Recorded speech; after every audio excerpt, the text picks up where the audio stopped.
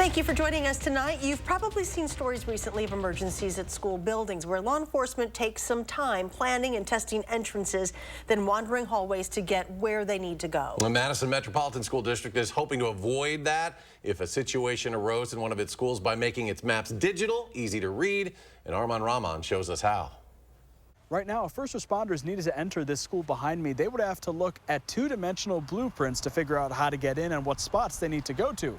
But a state and federal grant for the district is hoping to bring those maps into the future. Look at like how maps are in Google. That's really what we're kind of trying to replicate. Those old blueprint-style floor plans aren't always easy to read in the heat of an emergency. To more adequately and quickly say like, yep, this is the K-wing and this is room 205, because it is really actually very difficult to do that with just paper copies right now. Critical Response Group is working with the district to update and digitize those blueprints for each of their 52 schools and some district buildings. And especially for schools, when you have buildings that have been renovated multiple times, you don't get a new floor plan for that entire building. It's typically just for the section that was worked on by the architect. And so what you end up getting is 5 to 10 floor plans for a one-story structure. They'll overlay those digital plans on aerial images of each building, making entrances and exits and locations of AEDs and fire alarms easy to spot. Basically kind of making these floor plans come alive. If a gym or theater goes by a specific name in that building, that's how it'll be labeled. And that way everybody has that common language too.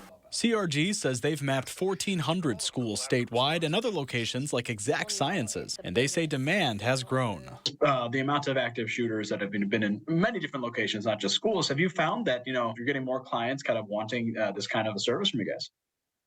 Yeah, it is. And here at CRG, we've mapped close to 15,000 buildings. District leaders say right now, Critical Response Group is working on digitizing those blueprints first before they go on walkthroughs in each individual school and building.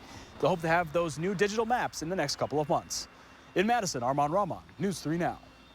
The mapping service is fully covered by the Department of Justice's Critical Incident Mapping Grant, which for MMSD was a little under $200,000.